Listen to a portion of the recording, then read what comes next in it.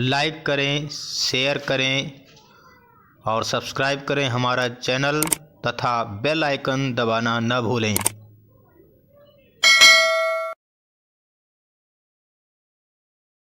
Hello students, मैं हूं अनंतराम और आप देख रहे हैं अनंतराम इंग्लिश क्लासेस चैनल।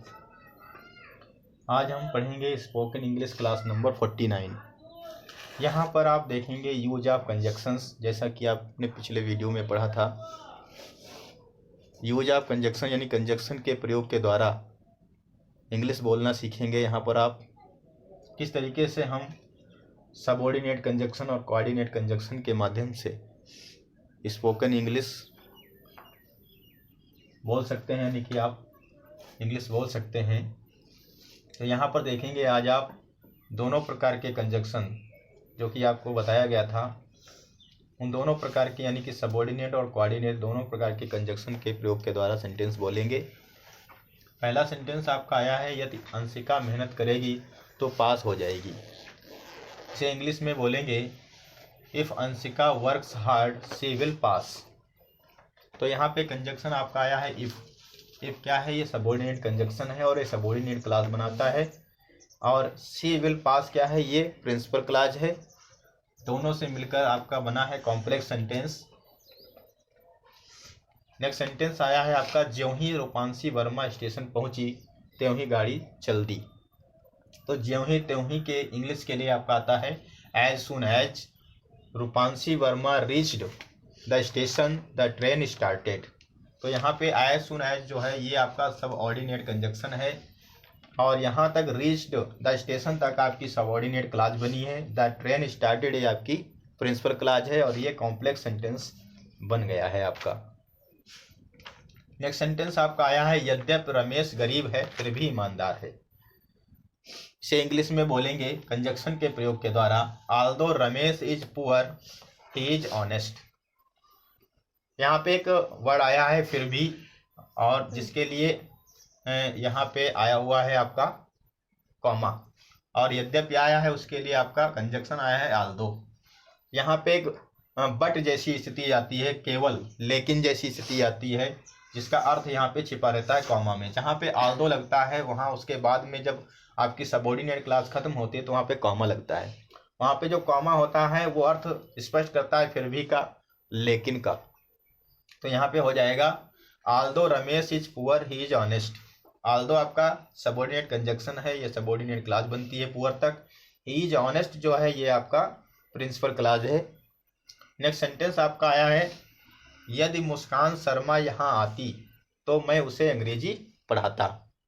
इसे इंग्लिश में बोलेंगे if Muskan Sharma had come here I would have taught her English.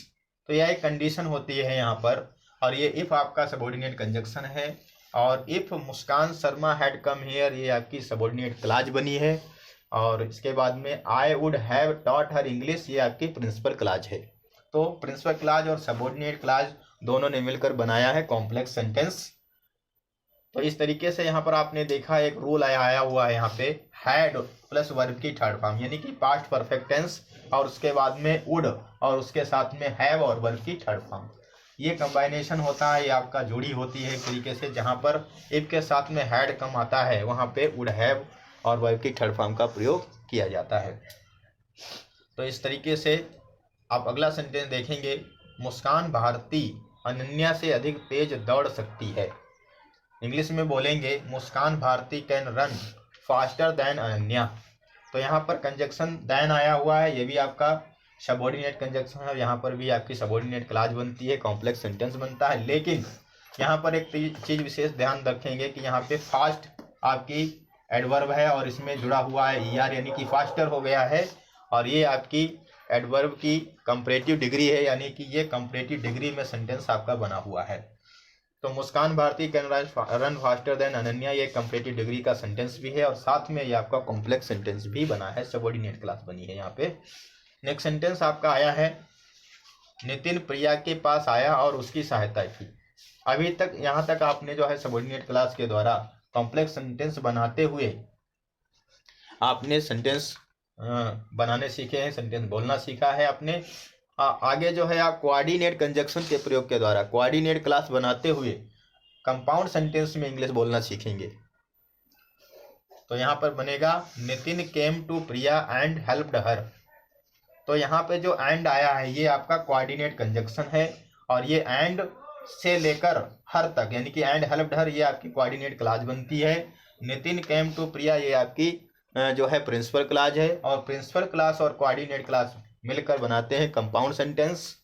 और कंपाउंड सेंटेंस जब बनता है तो उसमें जो भी क्लास आती हैं, चाहे वो कोऑर्डिनेट क्लास हो चाहे वो प्रिंसिपल क्लास हो, ये दोनों स्वतंत्र होती हैं, दोनों इंडिपेंडेंट होती हैं। अगला सेंटेंस आया है आकाश वर्मा को केवल सजा ही नहीं दी गई बल्कि उस पर जुर्माना भी हुआ। तो इसे बोलेंगे आप कोऑर्डिनेट क्लास बनाते हुए कोऑर्डिनेट कंजक्शन का प्रयोग करते हुए बनाएंगे Akash Verma was not only punished but also fined. तो यहाँ पे यूज हुआ है कोऑर्डिनेट कंजक्शन का जो है नॉट ओनली और बट आल्सो। जहाँ पर नॉट ओनली आता है वहाँ पर बट आल्सो का भी प्रयोग होता है, भले ही बीच में कुछ शब्द आए उनके बाद आए लेकिन आता है। Not only dot dot dot but also ये कंजक्शन होता है, यानी कि डॉट डॉट का मतलब है यहाँ पे बीच में कुछ आएगा उसके बाद में बट आल्सो भी आएगा। तो ये दोनों मिलकर बनाते हैं आपकी कोऑर्डिनेट क्लास और सेंटेंस बन जाता है आपका कंपाउंड सेंटेंस। इस तरीके से आपने इस सेंटेंस को इंग्लिश में कंपाउंड सेंटेंस में बोला है। नेक्स्ट सेंटेंस आपका आया है वह झूठा है और चोर भी। इसे इंग्लिश में बोलेंगे he is not only a liar but also a thief. यहाँ पर भी not only but also conjunction का प्रयोग किया गया जो कोऑर्डिनेट कंजक्शन है और कंपाउंड सेंटेंस में आपने इंग्लिश बोली है। नेक्स्ट सेंटेंस आया है या तो अनुष्का ने या जूली राठौर ने एक रेडियो खरीदा है। तो इसमें भी आपको कोऑर्डिनेट कंजक्शन का प्रयोग करना है। कोऑर्डिनेट कंजक्शन के प्रयोग के द्वारा कोऑर्डिनेट क्लास बनानी है और कंपाउंड सेंटेंस में इसे बोलना है। बोलेंगे आइदर अनुष्का और Julie Rathore has bought a radio. तो इस तरीके से आपने देखा ये आइदर और आर ये आपका कोऑर्डिनेट कंजक्शन है, ये हमेशा दोनों साथ साथ में आते हैं। आइदर आएगा उसके बाद में कुछ और आएगा और कुछ और आने के बाद में यानी कि आइदर डॉट डॉट डॉट और होता है। इसी तरीके से एक और कंजक्शन होता है जिसको पिछले वीडियो में बताया था नाइदर और नार, ये भी जो है आपका कोऑर्डिनेट कंजक्शन होता है। तो इस तरीके से आप कंजक्शंस के प्रयोग के द्वारा सबऑर्डिनेट और कोऑर्डिनेट कंजक्शन के प्रयोग के द्वारा इंग्लिश बोलना सीख सकते हैं। कोशिश करेंगे तो इनके द्वारा क्या होता है वाक्य गुथ जाते हैं। जो बात बहुत बड़ी होती है उसको हम थोड़े शब्दों में बोल देते हैं, यानी कि वाक्यों को हम गूथ लेते हैं एक में। वाक्यों का गूथना ही आपका कॉम्प्लेक्स सेंटेंस और कंपाउंड सेंटेंस होता है। जब हम बड़ी से बड़ी बात को थोड़ी मात्रा में उसे गूथ कर यानी कि उसी एक ही में समेट कर बोलते हैं, कंजक्शन का प्रयोग करते हैं, तो वहाँ पर हमारे कॉम्प्लेक्स और कंपाउंड सेंटेंस बनते हैं और हम इस तरीके से आप कम से कम शब्दों में ज़्यादा से ज़्यादा बात, ज़्यादा से ज़्यादा विचार व्यक्त कर सकते हैं। तो इस तरीके से आपने यहाँ पर सीखा कंजक्शन के प्रयोग के द्वारा इंग्लिश बोलना। Thanks for watching.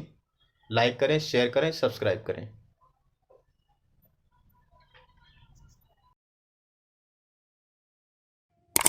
लाइक करें, शेयर करें और सब्सक्राइब टू ऑल करना ना भूलें।